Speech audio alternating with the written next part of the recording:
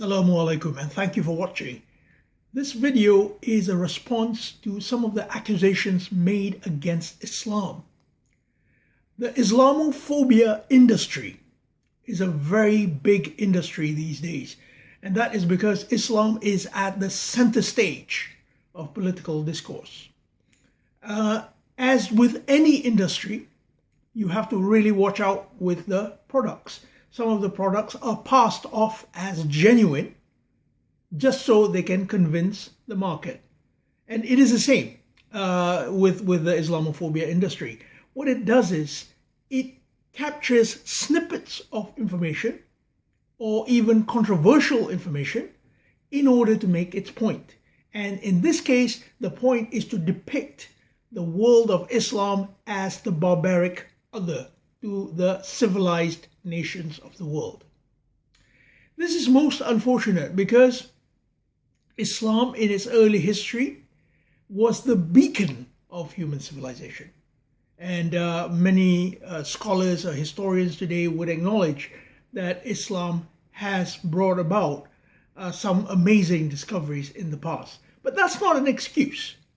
What it is, we need to acknowledge that there are Muslims today who do use information from the Islamic tradition in order to justify their violence. And here's the irony. They do it in the same way these Islamophobes read Islamic tradition, in snippets of information without presenting the full picture of what's going on. The equivalent of this would be the famous speech, the one where I think it was Caesar who goes, "Friends, Romans, countrymen, lend me your ears." Is he asking you to cut your ears off and lend it to him? No. He's asking you to listen to him. But if you understood the context, you would know what he meant. In the same way, this is what you need to do with the information thrown at you about Islam. You need to find out what is the holistic picture. Now, there are two sources which are being used in the accusations which I'm about to show you. The first one is the Quran, and what is shown with the Quran is that we have half verses which don't take into account other verses which hold those other verses in check. In other words, it's a total system, but you are looking at one cog in the system and you have misinterpreted that cog simply because you didn't look at the other parts. The other source we're going to look at is hadith. Now, I personally don't find hadith authoritative, but for those who do, you should know that hadith are subject to Quranic validation. That's from Sunni scholars themselves. Sunni scholars will tell you hadith need to be verified by the Quran, which is the criteria, the Furqan. So, if these hadith clearly contradict the Quran, they must be binned, because hadith was selected by human beings. They were not handed by the Prophet and said, "This is from Allah." No. The muhaddithun, they went around, they collected hadith, and they deemed it authentic. We don't have to agree with them. So let's dive on into these accusations, and we will see one by one how they are very easily refutable.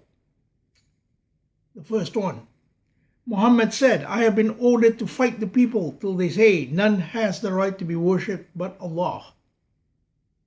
This is a so-called authentic hadith, and it is the biggest contradiction to the Quran. Why do I say biggest? Because it contradicts the biggest principle of the Quran, which is there is no compulsion in deen. La ikraha fi deen, chapter 2, verse 256. No human being can force you to practice Islam. And the Prophet obviously knew this, so there is no way the Prophet would have said something like this. Your deen, your relationship with God is up to you. It's absolutely nothing to do with anyone else, and the Quran emphasizes this in several places. On Argument 2. Muhammad said, fight in the name of Allah and in the way of Allah. Fight against those who disbelieve in Allah, make a holy war. There is no such hadith. If he is referring to the Quran, the first verse the Quran uses to talk about fighting, the Quran says, قَاتِلُوا فِي سَبِيلِ اللَّهِ الَّذِينَ يُقَاتِلُونَكُمْ. Fight in the way of Allah, those who fight you. وَلَا تَعْتَدُونَ. And do not transgress those limits. وَاللَّهُ لَا يُحِبُّ الْمُعْتَدِينَ. And Allah does not love those who transgress the limits. So the first command itself, Allah is telling you, don't transgress the limit. When you are fighting, obviously lots of emotions are involved. You may go over the top and end up killing someone in self-defense. But Allah says, don't do that. So how on earth can we go to some foreign land and start killing people? No, this cannot happen. You see, so these people are very callous in the way they present Islam to you. You have to be very careful. Third argument. Allah's apostle said, you will fight the Jews until some of them will hide behind stones, and the stone will tell you, oh, there's a Jew behind me. This is a laughable hadith. Laughable. And it's a clear contradiction to the Quran, especially chapter 46, verse 9, in which the Prophet said, I do not know what will happen to me or to you. He does not know the future. The only one who knows the future is Allah. And, Allah does not tell us that, on Judgment Day, before Judgment Day or the apocalyptic times, there will be a war with the Jews and so on. These are imaginations by the socio-political milieu of the time. Do not confuse the political needs of the time with Islam. They are two different things. Human beings can carry this kind of information because they have biased political views. This is not the same as the religion. Number 4, Muhammad said to the Jews, if you embrace Islam, you will be safe. If you don't, you will be expelled. The Quran pegs this kind of behavior, this so-called ownership kind of behavior to Fir'aun, the Pharaoh of Egypt, chapter 20, verse 71. The Quran itself is quite balanced in its treatments of both all people, Muslims, Jews, Christians, all of them. Basically, if they follow the truth, they will be safe. If they don't follow the truth, then natural law will take over and they will face decline. Now, this is something you see in the Muslim world. The Muslim world does not follow these natural laws. So what happens to them? You can see that their nations are in decline. So this is not about Jews or Christians or Muslims or any other religious sect. This is about following these natural laws. Muhammad said, whoever changes his Islamic religion, kill him. Again, a very dangerous misrepresentation. The word Islamic religion is not even there. The hadith says, Man baddalla dinahu qatallahu. Whoever changes his religion, kill him. In other words, it's faulty wording. Faulty wording. And what if you're a Christian and you change to a Muslim? Should you be killed as well? Muslims will say no. So was the Prophet faulty in his wording? No. This is a fake hadith. The Quran is very clear. The Quran says in chapter 10, verse 99 to 100, would you force people to believe? Basically. If God had will, all of them would have believed. Would you force people to believe? And God said, we will place a stain on those who refuse to use their minds. So the mind is key here. You must use your aql, your reasoning, in order to come to belief. And if you don't, nobody can touch you. Argument 6. No Muslim should be killed for killing a kafir or infidel. This was debated as law with the Islamofascists. They debated this. But the Quran is very clear. The Quran says, a life for a life, chapter 5, verse 45. So, no matter what your belief is, if you take away a life, then your own life is liable. So, and it is up to the courts to decide what happens to you. It doesn't matter what your faith is. So this is another dangerous misrepresentation. Number 7, Muhammad said, I have been made victorious through terror. The Quran says, we have not sent you except to be a mercy unto the worlds, not to believers, to the worlds. Al-Alameen, Rahmatan lil-Alameen.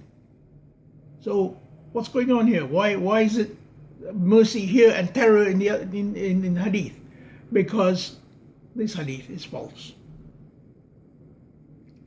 Number 8, Muhammad said, I have been commanded to fight the people. Again, this is a contradiction. As I said, the biggest contradiction. Another verse in this, to refute this, is chapter 50, verse 45, Surah Qaf, verse 45, which says that you are not among them or over them a compeller. وَمَا أَنْتَ عَلَيْهِمْ بِجَبَارٍ. Instead, remind them by the Quran. So it's very, very clear what we should do. Never force people. Muhammad said, kill one who sodomizes and the one who lets it be done to him too. Again, nothing in the Quran about this. In fact, the Quran says in chapter 24, verses 26 to 27, that before you enter into a house, you must seek permission. And if no permission is given, you must go. So how do you go and start entering people's houses and seeing them have sex? It doesn't make any sense. Number 10, Muhammad says, whoever speaks of the book of Allah from his own opinion is in error.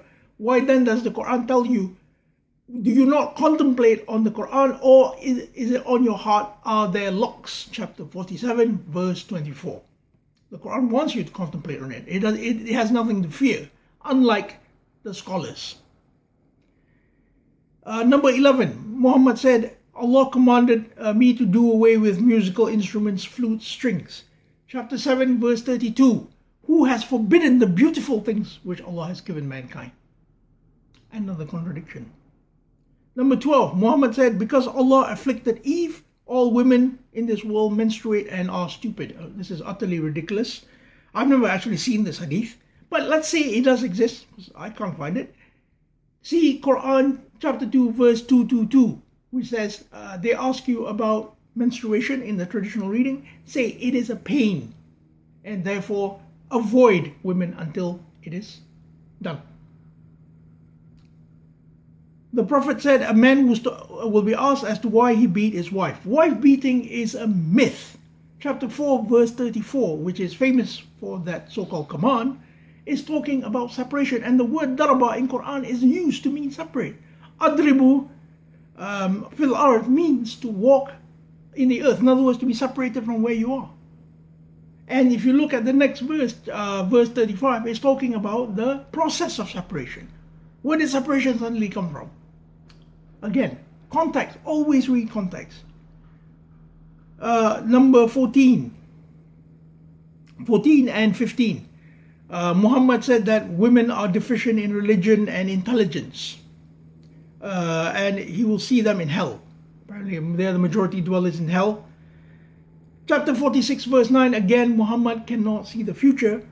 And interestingly enough, in Quran, the only ruler who accepted the rule of peace, which is Islam, the system of peace, is a woman, the Queen of Saba. If you read chapter 27, verses 24 till 44, it shows her insight and wisdom. How then can women be deficient? 16. If a woman invites his wife to sleep with him and she refuses, angels curse her. There's actually a mufti in Malaysia who agrees with this. If you look at chapter 30, verse 21, it talks about the relationship between spouses. And it is a relationship of understanding, mercy, and love. If your sexual needs are not met, no one is going to curse you. Your spouse will be understanding towards you. Number 17, Aisha, Muhammad's favorite wife, said, you have made us equal to dogs and asses. Chapter 49, verse 13, Allah says, Inna akramakum indallahi atqakum. Verily the noblest of you in the sight of Allah is the one which the most taqwa or God consciousness. It's nothing to do with being a man or a woman. This hadith cannot be accepted. Again, throw out. We don't need this. 18, final one, the Prophet wrote the marriage contract with Aisha when she was 6 and consummated when she was 9. If you look at chapter 2 verse 2 to 1, it says to marry the believers. And chapter 9 verse 71 talks about the believers being those of social capacity. They're actually doing something in society. This is not talking about children. Children have no place in these kind of processes.